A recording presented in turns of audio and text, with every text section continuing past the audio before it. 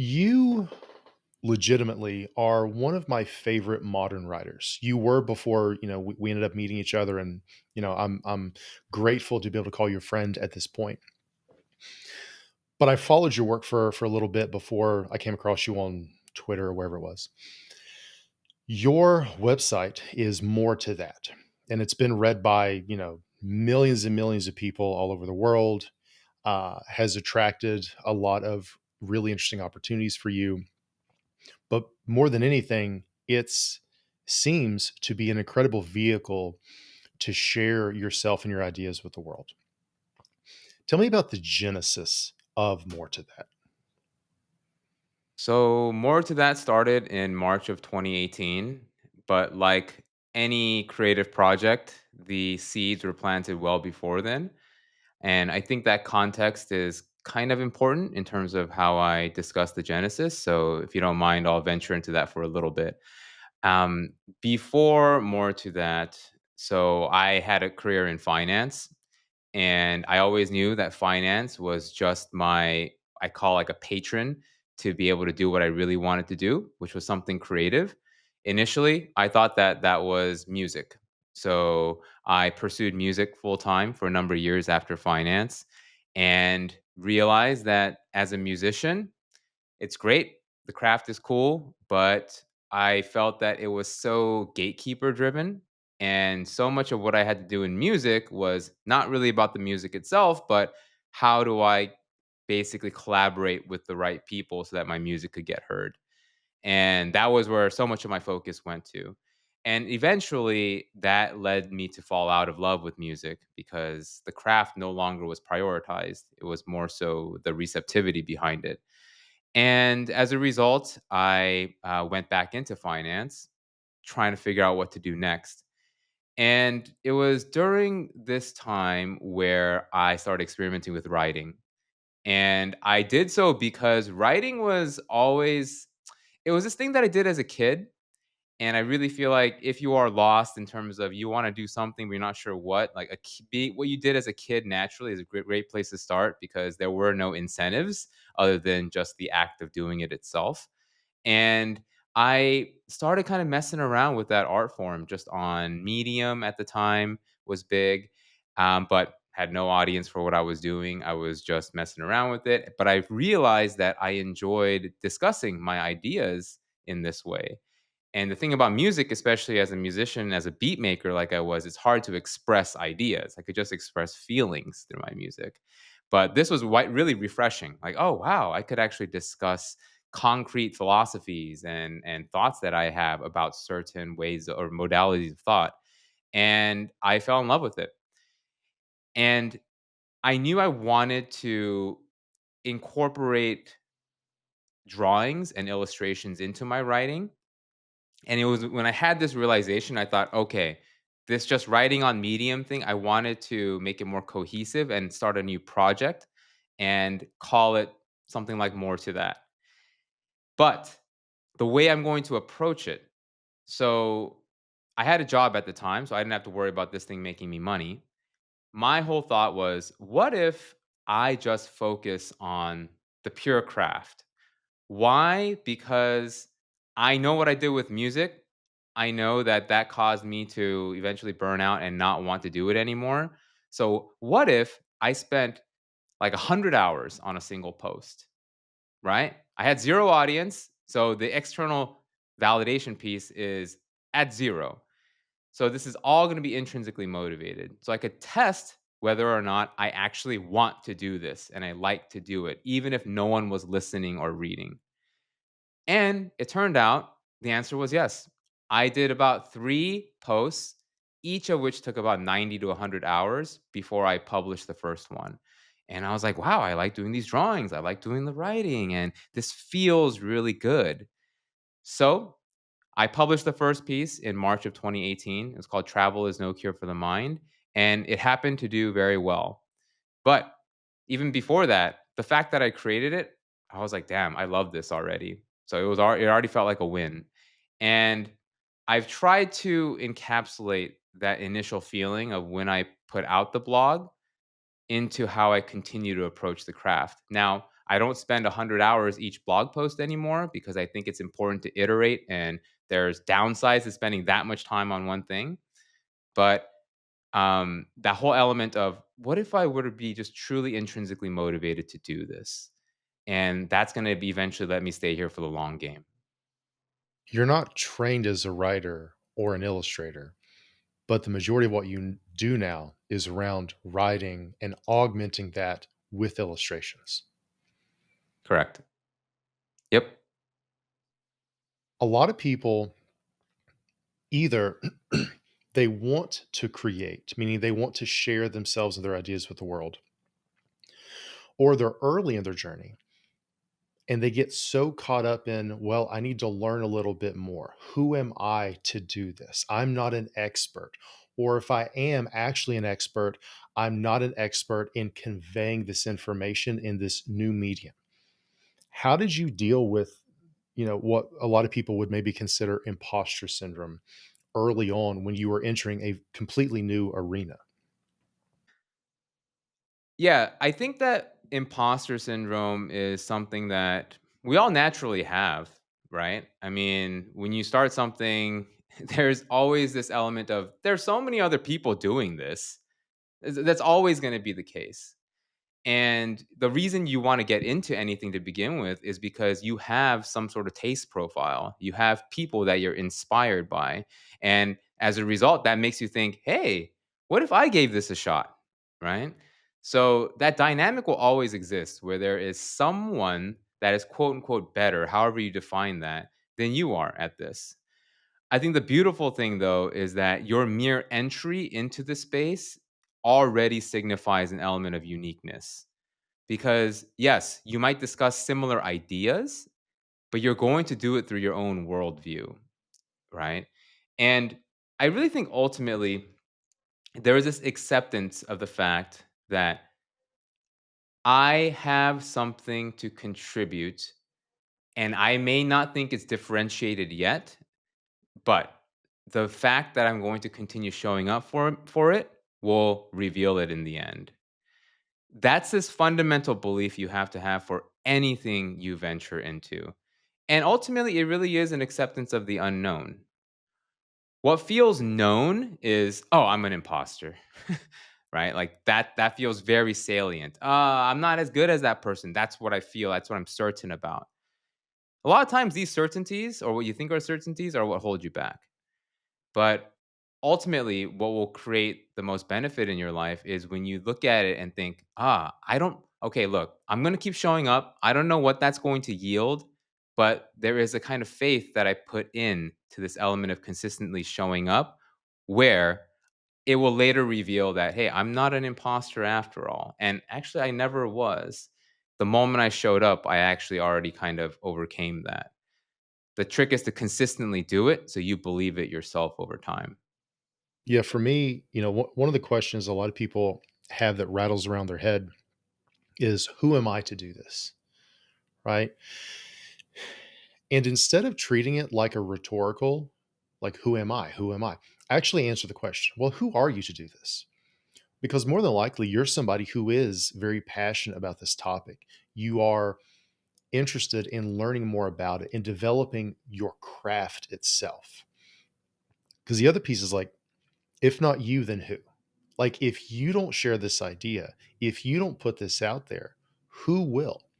Because the very fact that you want to do this implies that there's a void right now, that this isn't being addressed in some way. And I think, a lot of people get too caught up in the idea of, I have to have an original thought, an original idea. And then they realize that isn't possible in the traditional sense, right? Like, again, coming like from music, like everything's a remix to some degree, right? Like even if you're creating, even if you're like, strumming a guitar or something, you only have so many like notes or chords to play with. So in that sense, even that is a remix of what has already been available, what has already been kind of codified, right? Yeah. I gave up on trying to find an original idea. Instead, I look at, what do I have conviction in? What ideas do I have conviction in that are worth diving into, digging into, sharing? And then how can I make it my own remix? How can I inject my own stories, quirks, observations, personality, little bits? How can I inject those into it to make it my remix? How do you approach that? Yeah, it's funny because I remember for you, I remember seeing this thing where someone reached out to you saying that, "Hey, you use too much profanity in your stuff," and then you're like, "But that's kind of me," and like that's the way that you inject yourself into these ideas, right? So maybe you've heard a similar idea you're discussing, but you I don't know, read it in Psychology Today or something like that. I know you're a contributor there, but but you may not hear it in that way, right? That's not how you're going to read it. So you're like, oh, well, I'm going to do it my own way. And I think that everyone has their own way of doing the same thing.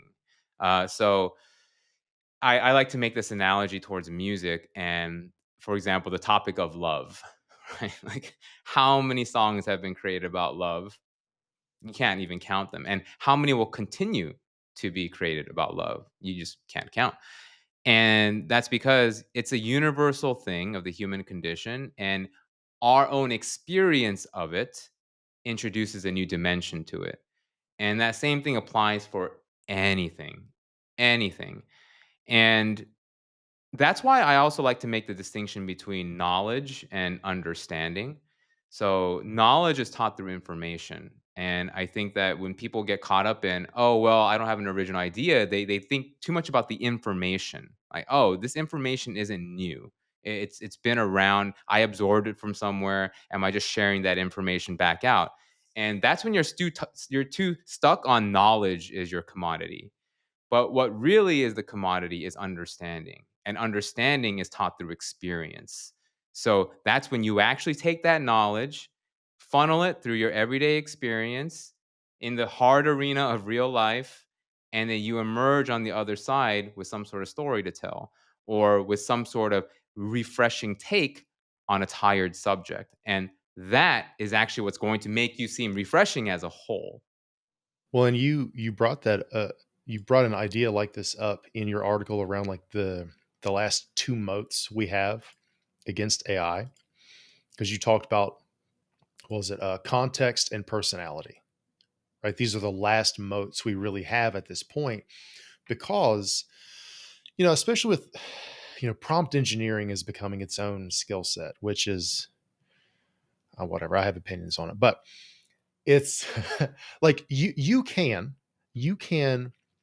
engineer prompts that will get a really, really good, from a technical standpoint, output. But it's sort of like, I think about it almost like diet pop. Like, it tastes like, or soda, like it tastes like pop, but it feels empty. Like, Mhm. you can tell there's not like sugar or substance to it. Like, it feels hollow. So it's like you can look at something that's AI generated, and like you can tell it's AI generated because it just, like, you're hitting all the right, technical aspects of it, but there's no life to it. And like you said, the piece, like, there's no context, there's no personality, because AI doesn't have a childhood, right? AI doesn't, so man, like, so much of your stories, you talk about, your family or something, growing up and things. And that gives such incredible context to your lessons, right? Because, like, one of the formats you use a lot is you open with a story, and then you talk about a concept that the story kind of introduces, or illustrates, right? That's so good, because it's like, you'll have an article where you start talking about, watching your kid, play, or, watching two children play, and then somebody doesn't share, and then somebody starts to cry, and then the adults are like, oh, hey, you need to share, oh, you need to be grateful. And it's like, well, how does this, relate to the anger economy and how we just, outrage culture? Like, how does this relate? And I'm like, I don't know how it relates, but I have to know now, because it was such a good, like, introductory story. AI doesn't have that context, those experiences, right? I think fundamentally, most of us deeply want to be authentic and share ourselves and our ideas with the world. But authenticity often feels vulnerable. It feels raw. We feel exposed because these are my ideas. These are things that are precious to me. These are my values spread on the page. So I think a lot of people put so much effort into avoiding being vulnerable rather than learning to embrace that vulnerability.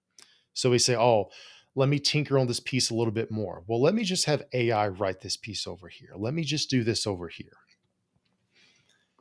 Rather than saying, how can I get more comfortable with the discomfort of vulnerability and authenticity? How do you think about vulnerability and authenticity when it comes to the creative act?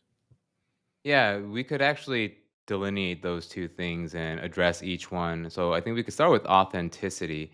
And what's interesting is that I mean, we have progressively in any art form as new technologies emerge, move closer and closer to a kind of homogenized output, right? Like you're just taking in what has already been done, and that is what creates current art. And some might say, well, that's exactly what human beings do, but the the flip side to that is like you're saying, like we have a rich childhood, we have a rich upbringing, we have these experiences that no one has experienced but us, right? Maybe the lessons you draw from them are timeless, but the experiences themselves are very, very unique to you. And I think that is where the authenticity element comes from. And sure, maybe easier for you to just use AI and to create a story or whatever. You say, "Hey, I experienced this, and put together something." Yeah, sure, that's easy to do. But there's also, and this goes back to faith too, where it's like the faith that your readership or your viewership also craves a similar kind of authenticity. Like, people kind of say, well, I don't want to write as if my audience were dumb, right? And I think a lot of like AI stuff could start venturing into there because it kind of caters to lowest common denominator, especially if you're just trying to build an audience or something. But we could replace that element of intelligence and instead say, hey, I want to write for people that crave authenticity, that really desire that in the stuff that they consume or read or watch.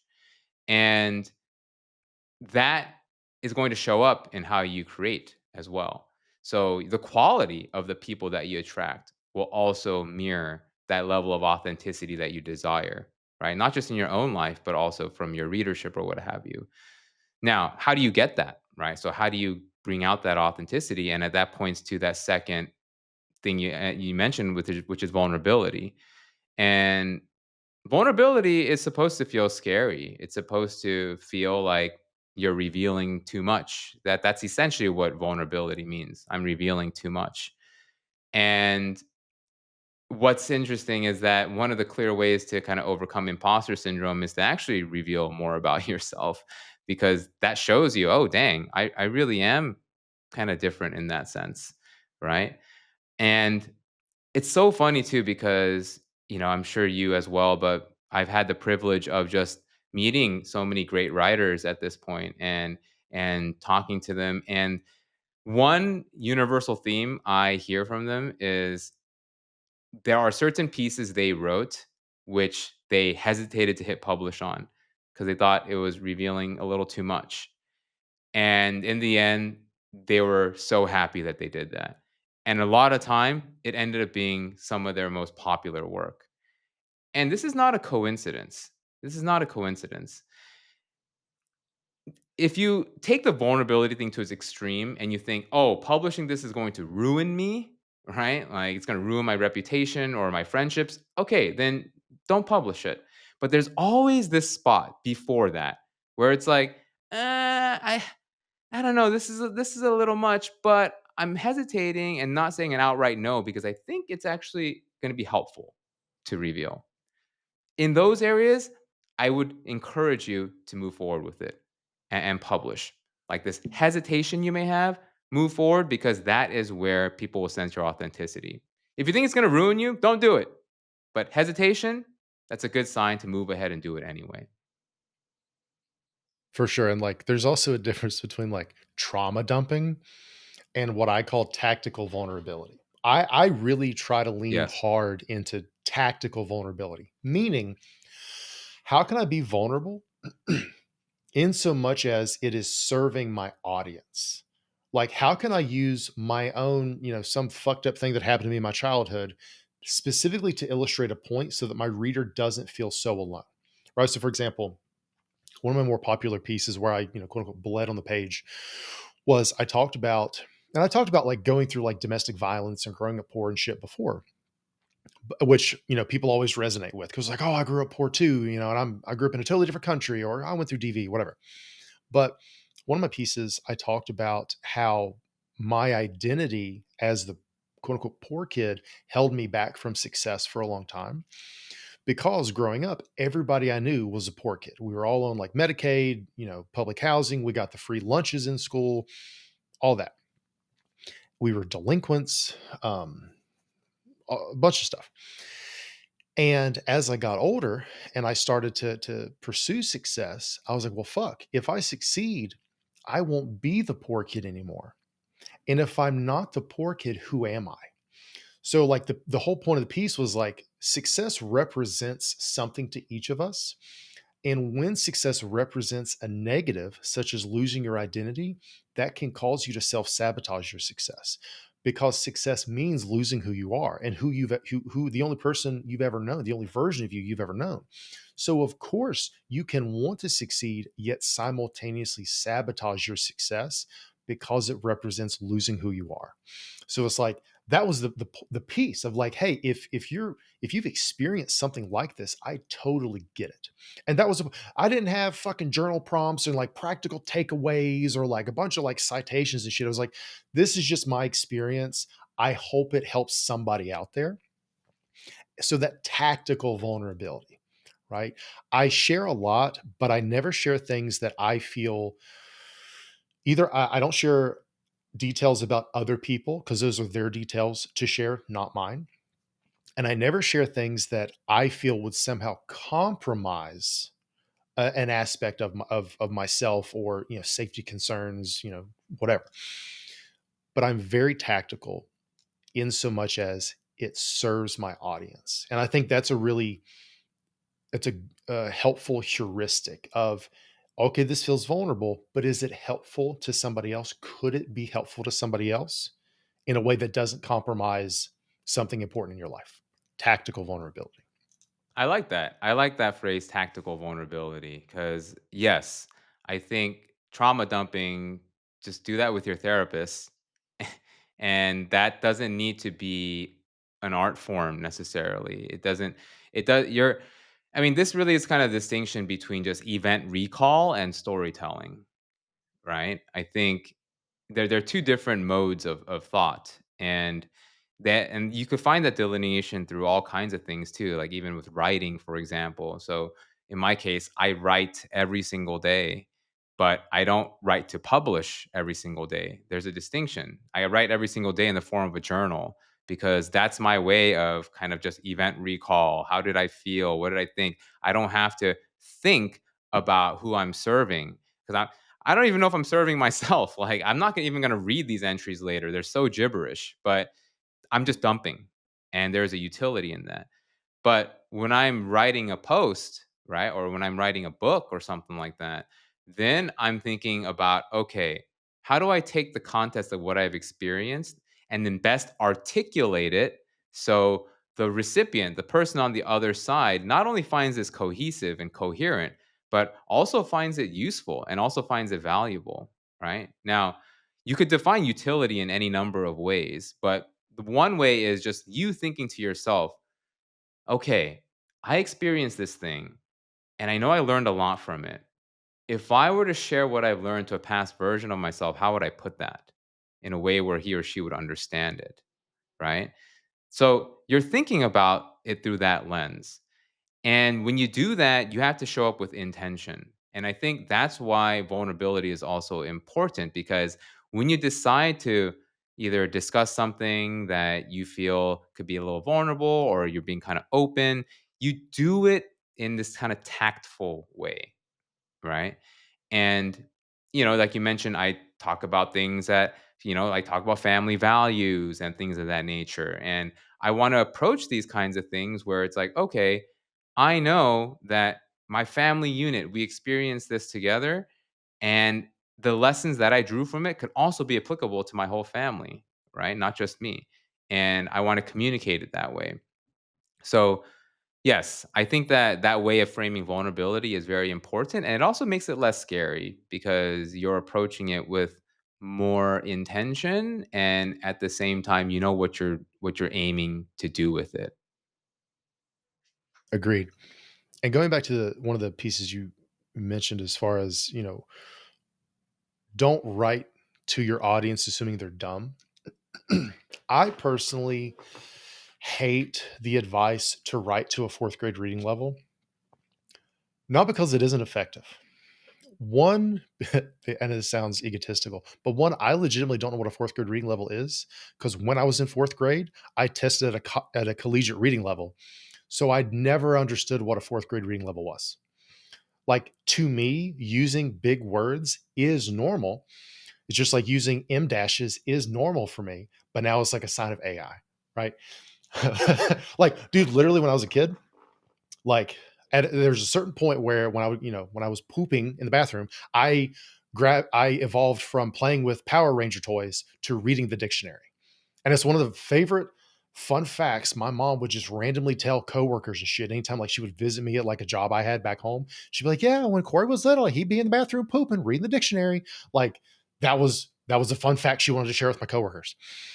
But so like and like I took Latin in high school. So like I love etymology. It's a really weird Mm, interest I have. I naturally use bigger words. When I try to specifically write to a fourth grade reading level, it just fucks me up. Instead, and I think that that also kind of infantilizes your audience to a degree. What is a more helpful frame for me is write like you talk.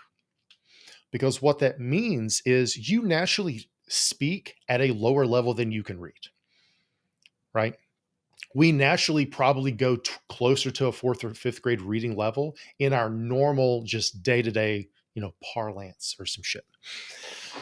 That's normal. But specifically targeting a fourth grade reading level, I think is an injustice to our audience because our audience is more intelligent than that.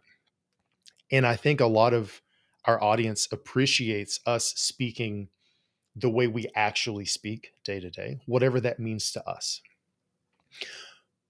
But I think a lot of people get tripped up because when we're sharing things that make us feel vulnerable, it's really easy to fall back on intellectualism and try to use bigger words, specifically to just obfuscate the fact that we feel insecure or vulnerable. So the thing I always tell people is like, look, just write like you talk. However you talk, whether it's highfalutin or whatever, just write like you talk. Because man, you are an intellectual person. You are an articulate person. And your writing is very easy to read, but I wouldn't consider it a quote unquote fourth grade reading level. How do you reconcile like finding your voice and the right, you know, tone to hit when you're approaching writing? Hey, real quick. If you want even more psychological insights to transform your business, your life, and yourself, check out the Creator Alchemy newsletter. New issues go out regularly and it's completely free to join. Go to creatoralchemy.com now, and as a thank you for subscribing, you'll unlock the Psychology of Success Masterclass, which is designed to help you build the foundations you need to succeed in life and business. It's based on strategies and insights I've developed over the years that have already helped countless creators all over the world do just that. So I'd love to send it to you too. Just go to creatoralchemy.com to get the newsletter and unlock the first lesson. All right, now back to the show. I approach writing. I think a lot of my music background plays a role in this, and I feel that when it comes to writing, there's a rhythm to writing, right? But I don't really think about it so technically, like, oh, this sentence has 4 words, and the next sentence 8 words, so the next thing has to be 16. Like that one I forget, it's like something like that Like the that Hemingway meme. thing or whatever. Yeah, yeah. With yeah, the Yeah, highlighted. yeah, Yeah. like, I'm not really, like, looking at it like that, and I feel like, you could get as technical as you want with writing, but in the end, it's just not a science. You can't say, "Oh, this was this many syllables, so if I do this many syllables, now it flows." You just I feel like when you speak, kind of what you're saying, like there is also a rhythmic element to speech, right? You naturally pause, you keep going, at some point, maybe borderline rambling, and then you like, oh, I was rambling, let me just curtail that a bit. There's this kind of push and pull that happens when you're speaking to somebody, especially when you're trying to be articulate, when you're trying to phrase your ideas in a way where it's not a dump. And I think that same thing could apply with writing. And you know, I enjoy using, like a wide vocabulary as well. I think for me, the interesting thing is like because I add drawings in a lot of what I do, it kind of grounds whatever complexity I may have in the ideas in terms of a very simple kind of childlike way to anchor you. And a lot of people have told me what the illustrations help to do is that they'll read an idea, and I don't think it's the verbiage that's complex, but it's more of the underlying sentiment of what I'm trying to communicate, and then the illustration kind of acts as a little break for them to be like, ah, okay, this is what he's saying in the form of this one drawing. Like it's an aid to what he just said. And I think a lot of times, when it comes to articulation, you kind of want to have both in there. I mean, even for you, like you like using big words and you're really interested in that stuff, but you also use profanity in your writing, right? So it's this you're mixing in both sides of the spectrum, right? And I do feel like when you could address these kind of paradoxes in your writing, you're not even thinking about it though, but everyone has these paradoxes in the way that they interact. But if you could kind of codify that into your writing, then it creates this unique style of your own. So without even me knowing it, when I wanted to make illustrations and I was thinking, oh, if I'm going to do drawings, I want this to be a separate project. Because I was just writing on Medium under a personal name at that point. It was mainly just writing. But the moment I thought I want to incorporate drawings, I knew I had to break away and create a separate thing called More to That, because I understood that introducing drawings introduces like another stylistic element, but it also kind of reflects me too, because even though I like to operate in this very, kind of like idea space and thinking about things in that way, I also, I don't know, just like listening to dumb shit.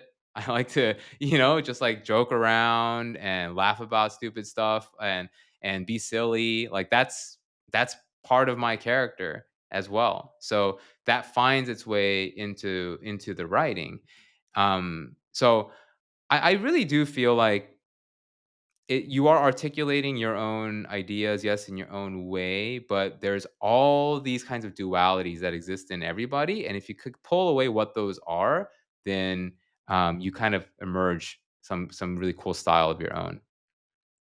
Well, that and if you think about anybody who has inspired you, on some level, you feel connected to that person. You resonate with the person, not just the writing itself. And for me, I think you should be able to read, like for writers, I think you should be able to read their writing and hear their voice because it is so aligned. And that doesn't mean like, obviously the quality bar for like a 300 word blog post is going to be different than a traditionally published book or a full book for sure, but it should still be that person that comes through the page. And a big piece, again, it all honestly, man, like in my perspective, it all comes back to like fear and insecurity and like self-doubt and shit. But a lot of us, we try to be overly professional, or we try to add a bunch of citations or be overly formal sometimes because we're trying to give the air of perfection almost. Or we think, well, until this piece is perfect, until this expression of this idea I have is perfect, I can't really share it. But people aren't perfect. which means we don't connect to perfection. We connect to imperfection. We connect to the shared imperfection we all have. So, like for me, to quote unquote, talk about my imperfect childhood, that resonates with people who also maybe either had an imperfect childhood or appreciate my tactical vulnerability of sharing those pieces of myself, or me cussing, or sometimes using bigger words. Like I literally had somebody emailed me the other day. She's like, "Hey, I really appreciate that you write with the assumption that your audience is smart." And I'm like, in my head, I was like, I wrote this just like I talk. Like I didn't give a shit if you were smart or not. This is just legitimately how I talk. And I think really not performative imperfection, but just embracing imperfection. Because even for example, like your illustrations, I love your illustrations, but you use like what, like 1% of Illustrator's capabilities. If that you use like a couple settings or features in Illustrator to do your stuff, Yeah. it could be so much quote unquote better if you wanted it to be. Right, but that's not the point. I think, Exactly. and it's just not the point, and I think, like, perfection is one of those things to where it's not only is it paralyzing in terms of trying to pursue it, but imagine if you actually achieved perfection, what you thought was perfection, and how paralyzed you would be to make the next thing. Right? You would always be comparing it to what you thought you made that was already perfect. And you see instances of this a lot of people, like thinking, oh, it's like the first thing I put out was amazing. And it just like paralyzes them and prevents them from making stuff. And they actually resent that thing that they made after a while. So, if you know that perfection is just not even a desirable thing, and yes, imperfection is what unites us, then you can also approach your craft in a similar way. And I think that's also an advantage we have over AI too. I mean, I think some people will actually prompt AI to include imperfections in some of their stuff now, which, is another way of going about it. But those imperfections come about as it's really through your own lived experience. Like there's no other way to put it. The imperfections are so uniquely you as well. And I wrote about love before, and I kind of wrote about how I think, if there was a platonic ideal of love, it would be that the person's imperfections are things that you grow to love as well. Like I think if you feel that about somebody, then that's like actual love, like true love. Um so when it comes to writing or anything like that, I really feel that not only do you have to be okay with imperfection, you have to just you have to embrace it, and then also when you finish whatever you've created, know that there's always another opportunity. There's always another opportunity to address the same topic, the same idea, but the next time you open up your word processor, it's going to come out different. It really is. You could talk about the same thing again, and it will come out different. So that's the nature of iteration. And what's beautiful about it is that you're working towards something, but each attempt is going to be different. And that's beautiful. Agreed. Yeah, I try to make a habit to write about the concept of memento mori at least every year. At least once a year, I just like not even trying to like zhuzh it up like memento mori. Here's what I think about it. Here's how it applies to life. And every piece is completely different than the ones that came before it. Mm, yeah, and it's always gonna come out that way, and when it comes to memento mori or death, I mean, I've written about death so many times, but I've written about it in different contexts, right? Like, I have a piece called "The Nothingness of Money," which was very very well read, and ultimately, that piece was just a reflection on death, right? Like we know we're gonna die, and we all hear about this deathbed clarity, especially when it comes to money. But how come we can't embody that while we're alive? And ultimately, it's a reflection on death. I have another piece where I explicitly talk about death, like I call it "Death, the Roommate of Life," and that's just about death. But I talk about that same idea, but through a different lens, whether it's through money or whether it's through meaning or things of that nature. There's always different approaches. And one thing that I just thought about now when it comes to writing is that your writing is also going to keep evolving. And so maybe the easy thing to do to start off with is just like, all right, yeah, write like how you talk because that's the most natural. But then I also feel like at some point too, your writing will evolve and it'll also be like its own voice too. So it's not going to mimic how you talk anymore. Like it's going to be its own thing and it's going to evolve. But if you need a place to start and you feel so encumbered by all these expectations, then just, yeah, write like how you feel like you talk and then let that repetition guide you to its own style. I think that's what happened for me is that it kind of just guided me to its own thing. My earlier pieces, I think, read different than how they read now. Well, and you also one of the pieces I read before this episode, also on death, is the finality of everything. That's another piece, right? So again, like it's almost like that quote about um, a man never steps in the same river twice because he's not the same man or whatever. Like it's that, right? Like every time you revisit an idea, you have so many lived experiences between the last time you revisited it and today. And each of those experiences, not only are they new, but they will connect and compound with all the other experiences you've already had. You get more context, right? And even, things that, I thought were important when I was 20, very different than 30, very different than now at 36, right? Like just life happens and you're constantly evolving and updating your context and your values and your understanding of things, your conceptualization. That's really, in my mind, the difference between knowledge and wisdom, right? Knowledge is just facts. Wisdom is like actual understanding and the context of those facts and things.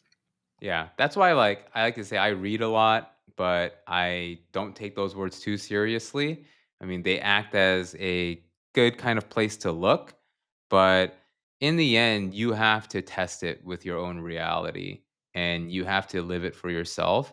And then I kind of ironically enough, what you learn from that becomes knowledge for somebody else. And the cycle continues. But to take in knowledge and then believe that that's understanding is kind of ridiculous. And also another thing that I have to say about people saying, "Well, why do we have to read anymore if AI could summarize everything?" Well, that's just like another way of saying, no, there's something about the act of sitting with words and digesting them in their original interpretation, the way they're originally meant to be, like that leads to a different form of knowledge acquisition that gets you a little closer to understanding before you actually test it out in the real world.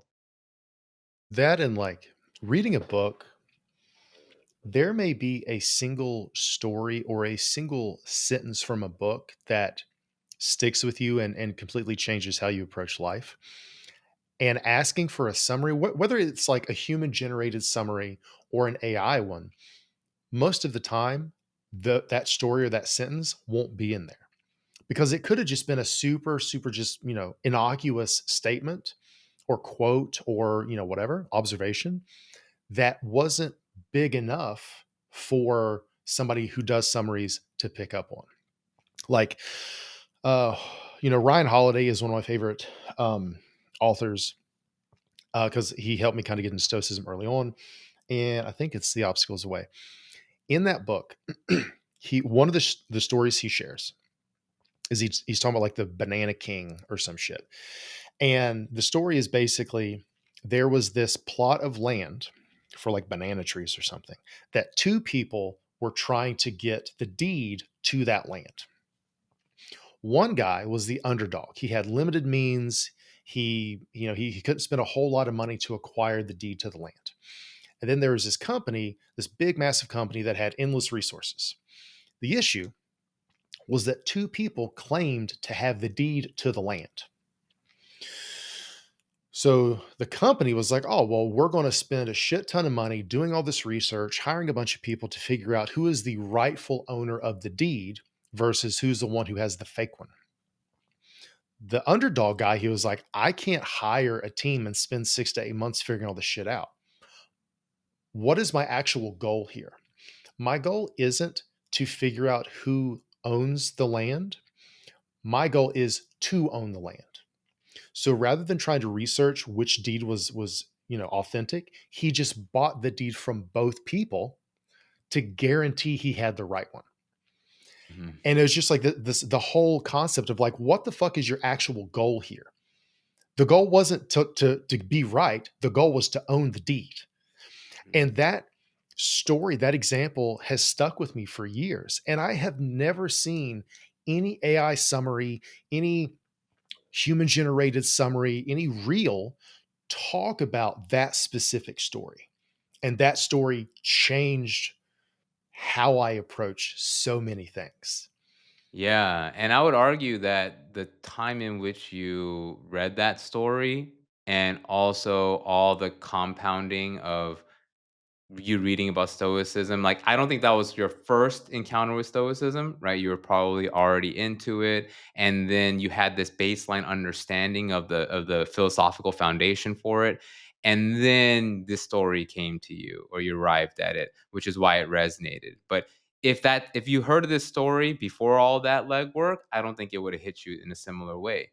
And like for me personally, so there's a line that's literally 7 words long, and this line, I think, was so impactful for me, and it continues to be impactful for me today, and it probably, like, indirectly led me to writing The Inner Compass, my book, and this line, it was from Krishnamurti, who was a speaker, and he was a writer to some extent, but mostly a speaker, and the line that he said, which was written down in this book, was whatever I am, that I want to understand. Whatever I am, that I want to understand. It's such a simple sentence. If I just read it on its own or someone put it on Twitter as just that, I would have been like, whatever. But it was in the context of him talking about the problem of envy and and basically like, yeah, I'm envious because I want the high position that somebody has or the house or whatever. And he was saying, but if I wanted to understand my dissatisfaction and its cause, then I would have no room to want what that person has. So he's setting it up that way. And then he says, but if I say, whatever I am, that I want to understand, then envy is gone. And that line, that single line that struck me was so profound. It had to be mixed in with everything, though.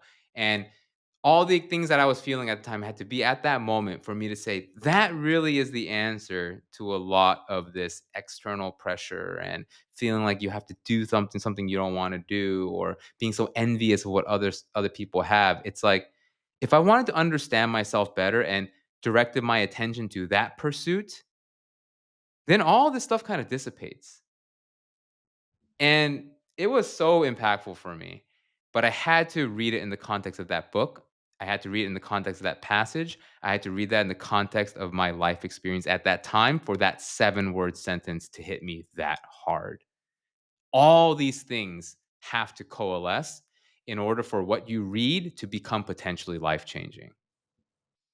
It's actually a great segue because I was going to bring up Krishnamurti because I have never read anything by Krishnamurti, but you constantly talk about them. And one of the most compelling things about your own writing, man, is I mean, there's a lot of shit that makes it compelling, but one like really subtle, I think, piece to it is fundamentally you share philosophy. Like you write about philosophy in a way that doesn't feel like traditional philosophy feels, right? Like in undergrad, I had a required philosophy course and it was miserable because it was that kind of like, how do you know if a chair is a chair? What does it mean to know? And I'm like, Jesus Christ, like this is not like this is without a solid foundation or an appreciation of this form of thought. This is so far above my head. Like it's too abstract for me to appreciate at this particular moment as a 19-year-old with very little life experience and shit. And again, it's just we didn't have the right enough context for it. And like the only reason most of us passed that class literally is because the professor had a heart attack the day of the final and just gave everybody a B. That was how much like, Dude, but if legitimately. you were gonna already get an A, you got shafted, dude. Well, okay, there was one kid that got an A, but he was the kid that, like, really liked philosophy, and, like, him and the professor would, like, make jokes about it and things. That kid did get an A, but, like, the rest of us fucking normies, we all got, like, blanket, everybody got a B, which was great. But so I didn't have a good introduction to philosophy, and I think a lot of people don't get a good introduction to philosophy. But fundamentally, like, again, go back to etymology, philosophy is the love of wisdom, right? Not the love of pontificating about the universe or some shit. You do a great job of writing about philosophy in a way that doesn't feel like that I'm reading philosophy. You obviously draw a lot of inspiration from people like Krishnamurti. He's probably the most cited person I see you talk about anyway. Why is his work so compelling for you, first off? One thing is he never called himself a philosopher. He didn't think of himself as a philosopher. He didn't think of himself as a guru or anything like that. And I share your sentiment on philosophy in general. I actually wrote a piece called Philosophy Has Lost Its Way, where, like a lot of philosophy, I think a big part of why it lost its way is that people started treating it as a science. And it's like, well, if A equals B, B equals C, and then like but then they try to do that with wisdom, and it just doesn't work. Um, so I've shied away from, especially like the continental tradition of philosophy and things like that, where it's just too heady and almost mathematical. And um, I like Krishnamurti because he,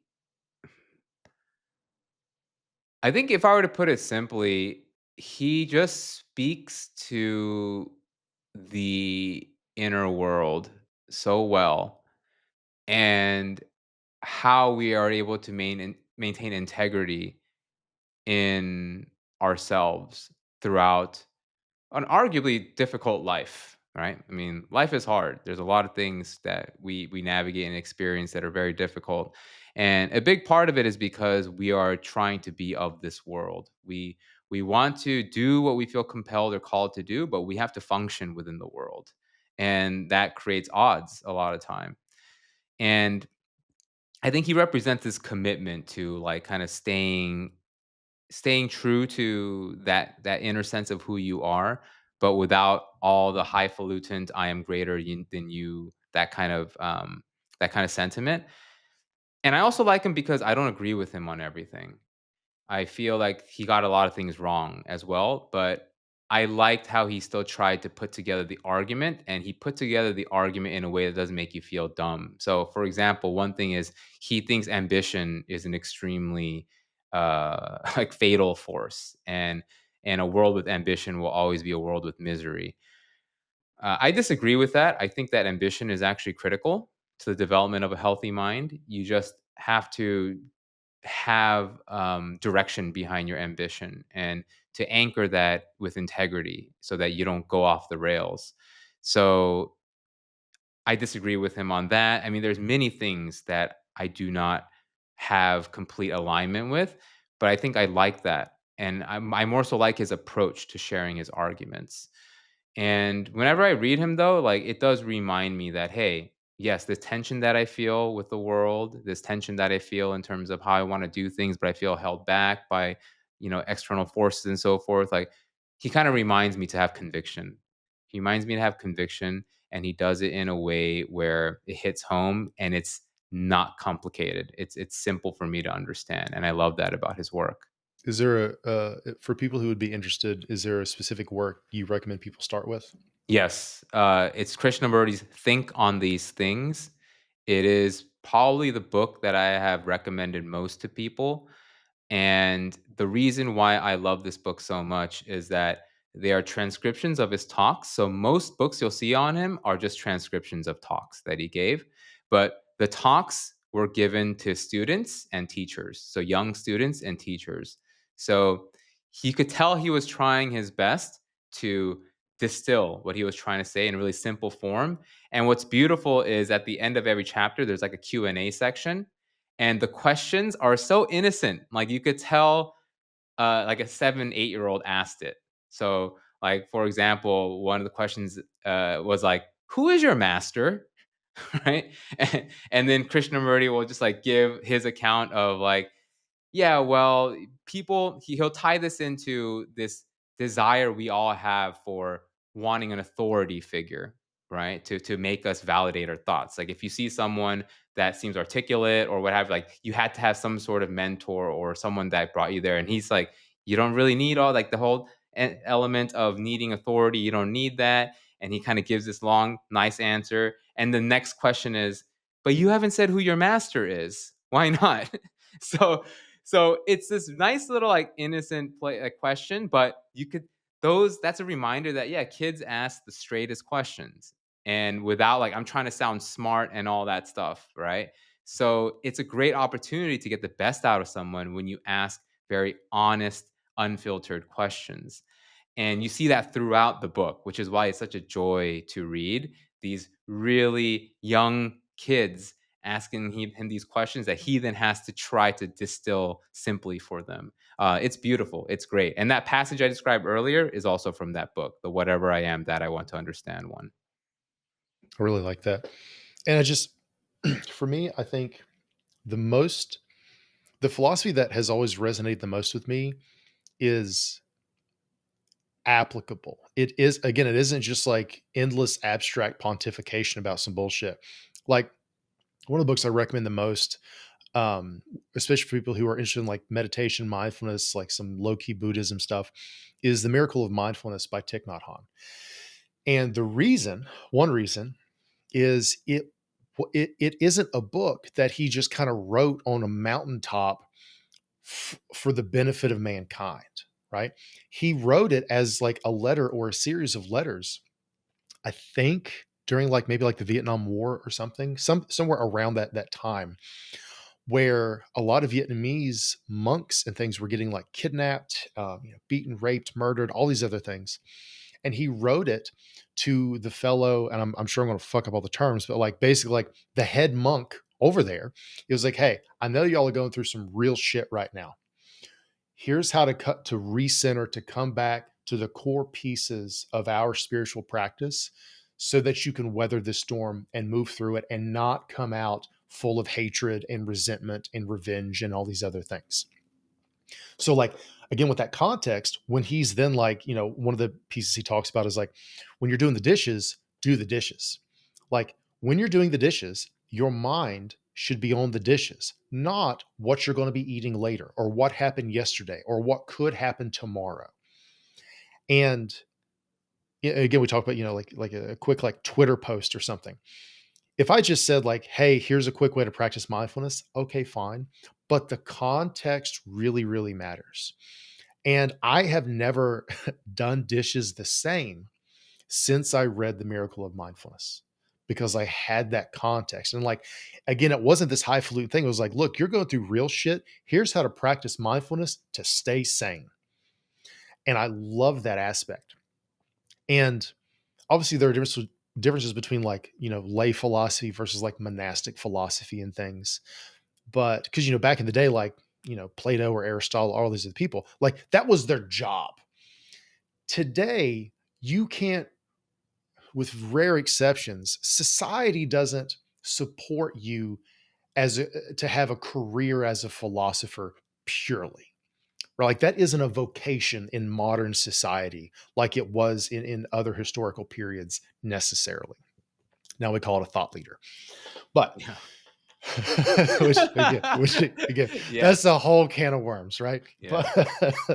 but we don't have that same level of like monastic philosophy, meaning your job 24/7 is to just philosophize. It is much now it's like you are a lay philosopher at best. Cool. How can you incorporate aspects of philosophy in your day-to-day life, knowing you will never achieve guru, Buddha nature necessarily? You're always going to be imperfect. You're going to get frustrated. You're going to snap at a loved one because you were pissy or your blood sugar was low because you didn't eat or some shit. That's going to happen. But with that context, how can you recover? How can you recenter, realign moving forward? And for most of us, that is what philosophy represents, is that return to center, to alignment, to the person we know we are capable of being. How do we become that person more frequently rather than, succumbing to our baser instincts sort of deal? Absolutely. I think that that's what the ultimate goal of philosophy is. And it's not this incredible thought exercise where you have to think through mathematical riddles and puzzles so you could arrive at is a whole really a whole. And that's an actual paper, by the way. And I mean, I feel that the beauty of it, though, is that yes, there's a timelessness around it, and also philosophy can extend into any other discipline that will actually support a career, or you can build a career in.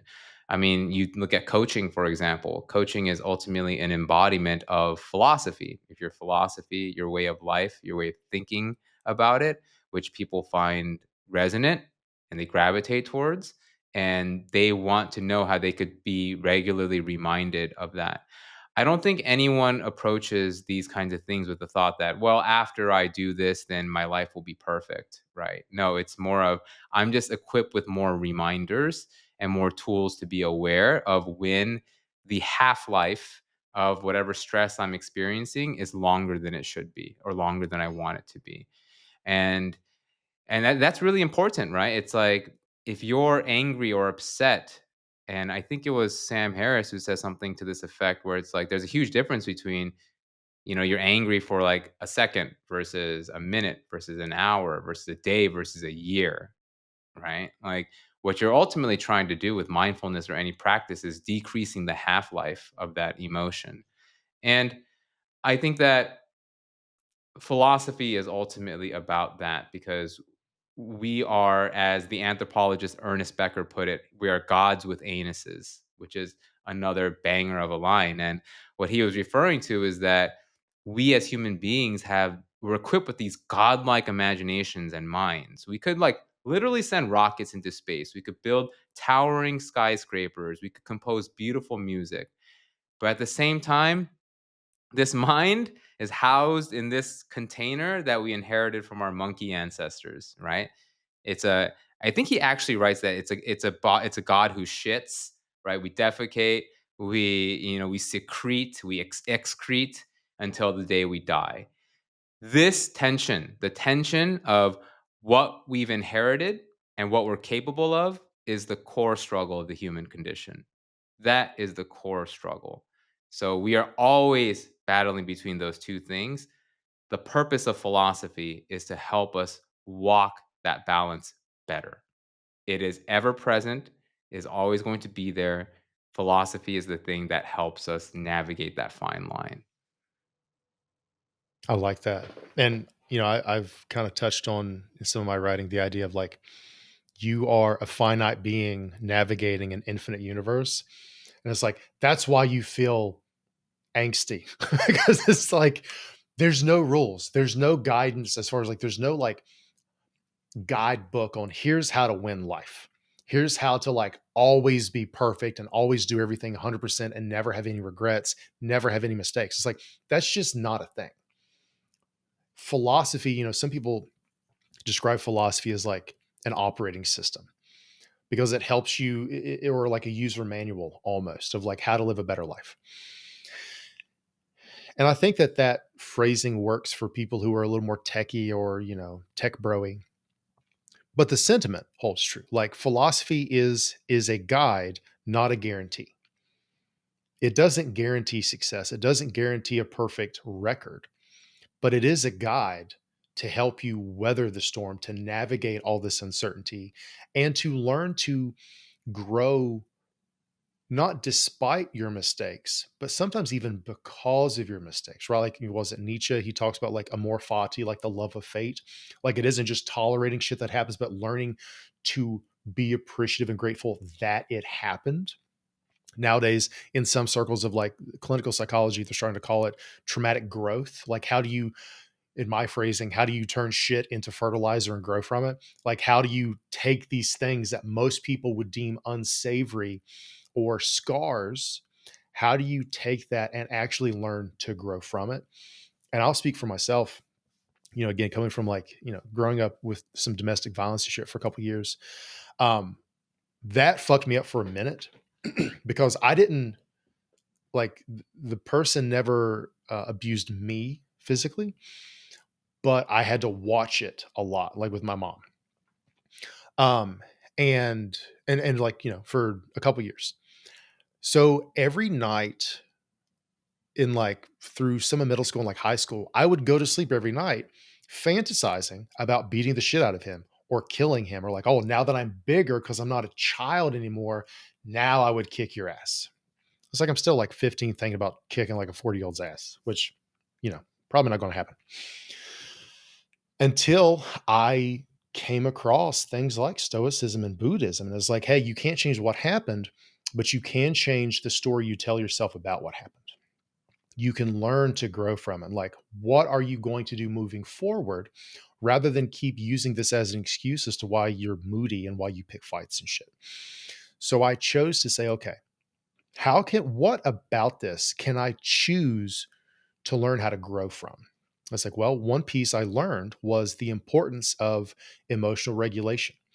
One thing I learned was when you are a bigger guy, you have a responsibility to protect the people around you rather than take out your frustrations on them. And a bunch of other lessons. But that was because of philosophy. Like, philosophy gave me that guidance of, hey, man, you went through some shit. How are you going to choose to move forward rather than letting this anchor you in place for the rest of your life and like live in this victim mindset, right? That was philosophy for me. And, even like with psychology, like I remember in early undergrad, I had a professor, he was like, look, psychology should actually be called psychosophy because ology is science and psychology isn't actually science. Like, psychology's roots are in philosophy. And then we learn about the history of it and shit, which is true. I was like, oh, that's why I gravitate toward philosophy. That's why I gravitate towards psychology now, because it's all about how do we better understand ourselves, our place in the world, the things that hold us back, which is usually just ourselves. We are our biggest fucking problem most of the time. How do we use this to move forward? And that's why I'm a forever proponent of philosophy and things. How has philosophy enriched your life throughout your life? So many ways, man. I mean, it's incredible. It's such an incredible discipline. I mean, I call it a discipline because it is that. And even in the story you just shared, if I could just tack on to that, because I think it informs my answer. Like this thought of, oh, I'm going to beat him up when I'm able, right? And that's like the OS that you're operating on. And then you come across philosophy and it gives you another perspective to that angle. One way someone could view it is that like, oh, that's defeatist, like, that means you're letting that guy win, right? Like, fuck just like letting him do that and meditating or something and calming yourself down. Like, no, you gotta beat the shit out of him. Um, that's one way you could view it. The thing is, though, if that's the way that you view it, then you just perpetuate the cycle, and that's not going to be good for whatever future generations may come after you, right? Now, with that philosophy in there, like, it's actually a more empowering mindset where you don't go through your base impulse. It's like you're able to look towards the future, right? And it gives you that little ray of what might the future look like if you took this approach, which requires a little more observation of what the consequences are, right? And if you actually choose to accept that and see that as empowering rather than defeatist, then that's amazing. Like, life, the way in which that changes your life is absolutely incredible. And I think for me, what it has done is that it's given me these little peeks into what life can be if you have small shifts in your mentality, and you also follow that up with actual concrete action in a certain sense. um i i i, I really do think that my desire to delve deeper into philosophy, and not just the head in the cloud stuff, but what I find to be more concrete reflections on things like meaning and death, and what does it mean to create meaning in your life. Like this was so critical for me because I was in a dark spot in my 20s.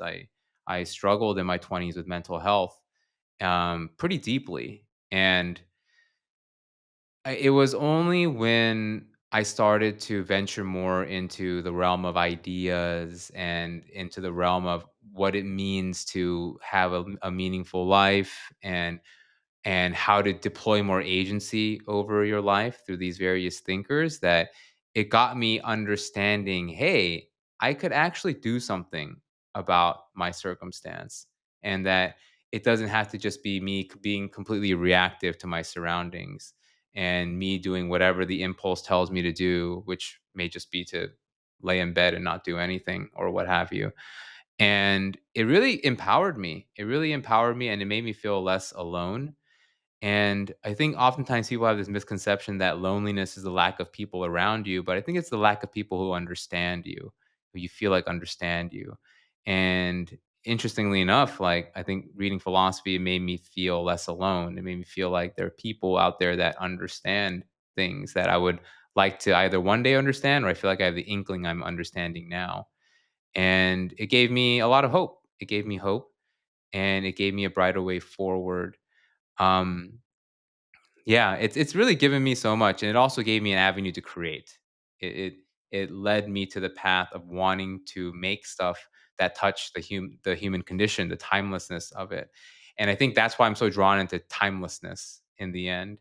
And I feel that all these things that are hot or so forth, these things that people are talking about constantly on the news or what have you, like these are all just threads that come out, will come and go. But I'm really drawn to the general human condition. And I think my love for philosophy has really emphasized that and led me to like create more to that and stuff. Love it. The I believe the line or the like insight from Buddhism that shifted a lot of that like anger for me when I was a teenager was it was like holding on to anger is like holding on to a hot coal with the intention to throw it at someone else. And it's like, even if you hit that person and you do damage to them, you do so much more damage to yourself holding on to that. And that was the moment because, like, I grew up, I was raised Christian, hella not Christian now, as a lot of people from where I'm from are. Um, core tenets are great, details aren't my thing. Um, but I had a lot of negative connotations around the concept of forgiveness because of a very rigid upbringing around more conservative Christianity. So I was like, this guy doesn't deserve forgiveness. Therefore, I must hold on to resentment. But then it's like that becomes a habit, a skill you practice. So then you get really good at holding on to resentment for everything in your life. So that quote from Buddhism really helped because I was like, it doesn't matter if he, quote unquote, deserves forgiveness. I deserve peace. And the way I give myself peace is by letting go of this hot coal of resentment and anger, no matter how justified my anger may be. And that, just that piece for me has really helped me throughout my life of like, it doesn't matter if my anger is justified. What matters is what it is doing to me. Yeah. It, Yes. it doesn't matter if another person, quote unquote, deserves forgiveness. You deserve peace. What are the consequences, no matter how justifiable? What are the consequences of you continuing to hold on to this? And for me, philosophy gave me that guidance. And you also have to believe that you deserve peace, right? I think holding on to resentment is actually a form of self-harm. It's a form of you telling yourself you don't deserve peace. You don't deserve peace because peace was not bestowed upon you. It was never a value that was heralded in your environment. Serenity was, I'm sure, not even thought of, or like how to even get there was never taught or communicated. So you don't even know that this is something that you deserve, right? So your natural impulse is to just hold on to the hate and the resentment, and subsequently to pass it down to whoever you ironically may love. It's that's the fascinating thing, is the people that you love become the recipients of your habits and and the way that you view the world. So without any kind of intervention, and by intervention doesn't mean that there's someone that has to like just stop you and shake you and stuff like that. Like, a big part of it has to come from your own desire to wonder what else you may deserve. What else might there be? And to believe that there is a narrative out there that says you deserve better. Like, you deserve better. And a hard thing is to believe that. And I think whether it's works of philosophy or a mentor figure or someone that you trust, and hopefully, I think that everyone at some point does come across somebody like that. There's somebody like that that actually is extending the olive branch to you in that way. You may not see it at the time. You may just think, "Oh, well, that's cool. This is a cool guy or cool whatever." But it's actually that kind of person that's showing you, "Hey, you deserve better." And I think maybe people that create stuff online around this kind of topic, it's like you're regularly kind of stretching out the olive branch in that way of reminding people, "Hey, you deserve better. You deserve better." And not to say that what you have now sucks, but at the same time, if you're struggling with this, then perhaps this may help you to reframe that holding on to the hate, the anger, stuff like that. It's not going to be a gateway to peace for you, and that you deserve peace. Agreed. And we've kind of been talking a lot about philosophy and you know mental baggage and shit. But the reason it all relates is, we both work to varying degrees with quote unquote creators, right? And if you create something, you're a creator, right? It doesn't just mean content creator or influencer. If you create things, you are a creator. We both work with creators a lot, and our audiences are largely made up of creators. Creators have a lot of mental baggage, like because Yeah, humans absolutely. have a lot of mental baggage, right? And like, and the creative act is an act of vulnerability. It isn't, you're not a blank slate, and then one day you decide to create, hit publish on something, and then all this vulnerability comes up. Like that is a natural process, but you're not doing that. You're not hitting publish as a blank slate. You're hitting publish as somebody with a past, with previous insecurities, with your own imposter syndrome, your own shyness, your own, you know, big T or little t trauma. Like you have all of this other shit, and every single aspect of those can tug at you and hold you back from hitting publish, from sharing yourself and your ideas with the world, either because you don't trust yourself, you don't believe you are worthy of doing these things. You think, who am I to do these things? So we outsource permission. We wait for somebody else to give us permission to do the thing we deeply want to do. Or we attach our self worth to our sense of usefulness or to external metrics and accolades. And we let the number of likes on a post dictate if the idea was worthwhile or not. Mhm. We focus on extrinsic motivators rather than intrinsic motivation and trust and respect. What have you seen when it comes to people struggling to trust themselves or give themselves permission to do the work they deeply believe in and have high conviction in doing? The biggest thing definitely is the external piece, and Not just in terms of the receptivity, but the thought that no one cares. Thought that no one cares. It's interesting. So I think to set up personal context for this, I have a program called Thinking in Stories, which Highly recommend. Highly recommend. I took it. It's fucking great. It fundamentally shifted how I approach my own writing and storytelling. Fully recommend. 10 out of 10. Go ahead.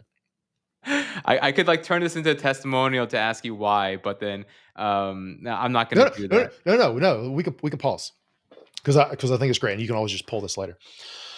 You know, most people think that telling that storytelling is just listing out chronological events. For me, storytelling is much more about conveying ideas, inspiration, and experiences across time and space. And I know that sounds like really, highfalutin, but like literally, you can read a book or a story from somebody who died 1,000 years ago. And the reason it stood the test of time is because of the storytelling. Like people don't remember, like statistics don't move people, stories do. Storytelling is the most important skill, the most impactful skill you can cultivate as a creator today. Like storytelling is the probably the most timeless skill you can learn because the philosophers were storytellers. The people we remember throughout history were storytellers. There were plenty of people who were smarter or who knew more, but couldn't convey that in a way that stuck with people and moved them. Storytelling is that skill set. Thinking in stories legitimately, fundamentally changed how I approach everything I create, whether I'm writing, whether I'm doing a podcast like this and sharing pieces of myself and my experiences, my stories. It has fundamentally shifted how I approach the creative act itself because now the first question I always ask myself is, what story can I share that illustrates this point? And I learned that in thinking in stories. Proceed. Wow. Dang, man. Cut.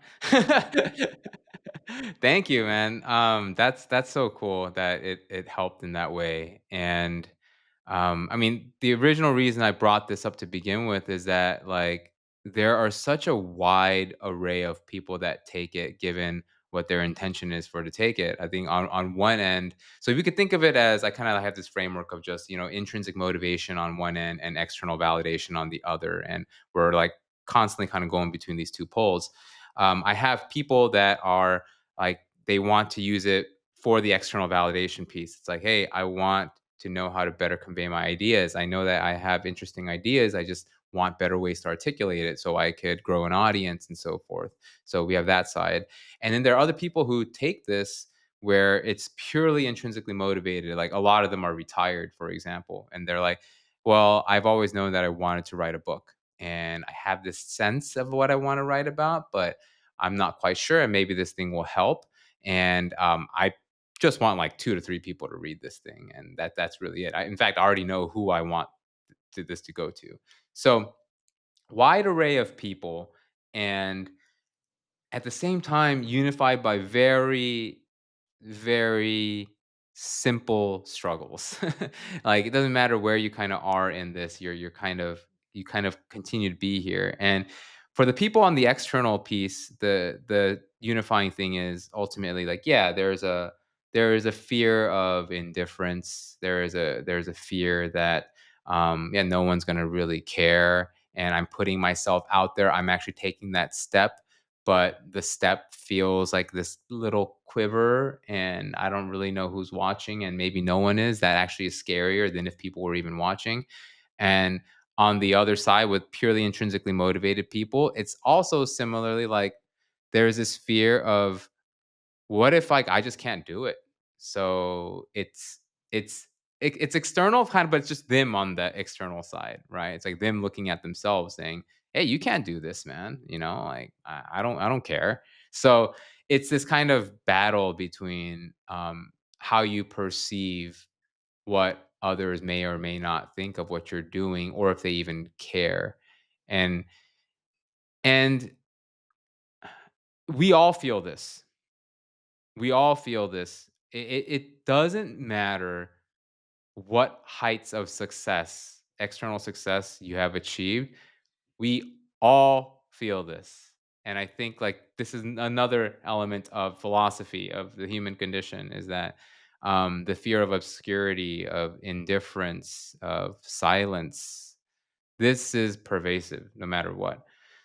So, really, I think that when it comes to the external side of things, you want to view that as maybe useful indicators of where you feel like there may be alignment between the ideas you're putting out and what people feel like are interesting or things to explore, but do not rely on them for the long haul, for the long game. Like, in the end, the people that will find their way to you, they're driven by this kind of internal compass that you have, this feeling that you are doing it on your own accord and you're trying to master that craft, right? I really think that the antidote to a lot of this is to cultivate this desire for mastery. And it kind of solves both sides of the equation with one pursuit. And what is mastery? It, ultimately, my definition is like mastery is the quest to improve yourself as an end in itself. So comparisons are not made with other people, but only with prior versions of yourself. That's what mastery is to me. And the interesting thing is that mastery has a magnetism to it. Like people can feel when you are doing it for its own sake, but you also are trying to get better. You're trying to get actively better on it based upon what your own barometer is. And if you do that and you do that consistently enough and you have that pursuit at the center, I feel like a lot of these fears kind of dissolve on their own. So for the person who's doing it purely intrinsically, oh, it's kinda easy. You're just comparing, like, you're just looking at what you did today versus what you may have done a couple weeks ago, but like, "Ooh, I've made some progress here. Great. I'm making some progress here on the pursuit to mastery." On people that are mostly extrinsically, driven, well, you are doing it for its own sake. You're getting some signals from the outside world like, "Hey, you're making a little bit of progress here. Okay, okay, keep going here on this idea, that." But then you ultimately are lowering the volume of that. You're just seeing signals here and there, but you're not relying upon them. They're just little tiny antenna pings, but you're still focused on your own thing. And the magnetism of the outside world kind of carries you through that. I feel like you can pursue that single thing as the antidote to a lot of this conundrum. It's really special what that does. Well, and you have a piece, what was it called? Pursue Mastery, Not Status. Hmm. Yes. Yeah. And I think in it, I also kind of write that. Status is achieved by collecting attention, whereas mastery is achieved by refining intuition. That's the difference between the two.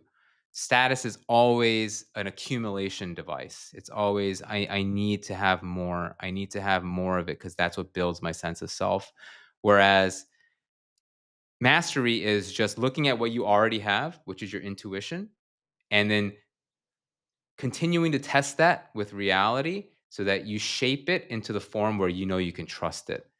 And I think that is a pursuit that is much more worthwhile and will ultimately yield more benefits in the long run. I love that, and approaching your work as a craft, because like we really don't talk enough about craftsmanship, like in modern times, because like we're not just sitting around, doing woodworking and shit, making chairs or something. So like we think about that as a craft, but we don't necessarily talk about other creative acts as a craft and developing your craftsmanship. But craftsmanship is where that mastery component really comes in. Instead, we chase metrics. And I get it. You have kind of two main options when you're in the creative arts to some degree. You can either subsidize your creativity, meaning you make money doing something else so that you can create without the pressure to monetize. Then you have the other group who you make who you monetize through your creativity, right? I'm definitely on that end. Like everything I write, though 99% of my content is free, I do have my own cohorts, my own community. I do coaching, whatever. So some of my writing, my CTA is, hey, buy my shit, basically. Like, hey, if you like this, there's even more over here, right? Because I got to pay the bills. But there is a certain pressure when your livelihood depends on your creativity. And there are immediately a lot of misaligned incentives that kick in. And I recently saw this YouTube video by a handful of like musician type YouTubers, and they were all basically saying how like early on making music videos or covers of various songs and collaborating with each other was super fun. But then as soon as AdSense and brand deals and all this monetization kicked in, it was like, well, fuck, I don't want to collaborate with a smaller creator anymore because they won't boost my platform. Oh, I need to do this even bigger thing over here. Oh, I can only do covers of these songs because I know they're going to perform well rather than these songs over here. So you have all these incentives, these misaligned incentives. And with social media, right, like you talked about in like your anger economy article, like outrage sells, right? We want to say like sex sells. Outrage sells so much more than sex in like modern internet things. Algorithms boost outrage. They boost, artificially oversimplified or absolutist takes. So it's like, well, my livelihood depends on my creativity. It depends on what I put out there. Well, when I put this type of thing out there, that gets a boost. That gives me all these incentives. Well, I am told, as from an entrepreneurial perspective, to double down on what works. What works is outrage, rage bait, angry stuff, flaunting screenshots of my Stripe notifications, all of the, or writing about writing, or talking about growth. Like, here's how to grow on social media, right? Then like everybody becomes a growth guru. Even Medium back in the day eventually became a bunch of articles on how to grow on Medium, and we're seeing the same thing on Substack right now, right? And it's like, that's like literally, if you just put the word Substack in a Substack note, it gets a boost. Insane. So you have all of these misaligned incentives. How do you think about staying true to yourself as a creator and navigating all these misaligned incentives while also generating and sharing ideas that you deeply believe will have a positive impact on the world? A good way to think about this is like what what does it mean to make money in this space, right? And this is really important because it may seem like a very banal question, but you could think about any job, for example, that you may have had where you don't really want to be there. You're there because you just want to make money, right? You're not thinking too much about misaligned as incentives or whatever. Like the social contract is clear. You're here. You probably don't want to be here, but we're paying you. So you're here. That's it really. So you're like, I'm gonna show up. Maybe I'll show up with like 10% enthusiasm because I'll still get paid 100% of my salary. And like that is the trade-off for this money that I'm earning, right? Low enthusiasm, still making the money I need to pay the bills. Okay. So that's kind of like the default there. All right. And then you have the situation where you have creators who have decided to monetize their craft and make it their source of living, right? Well, what is the social contract here that you're making with yourself? Is that, all right, well, I'm showing up for this thing that I would do on its own accord anyway. Okay. Like that's the reason why I got into this anyway, like those musicians you were talking about. I'm doing it because if I had all the money in the world, I wake up and still do this. Now, I don't have all the money in the world, which is what creates this conundrum.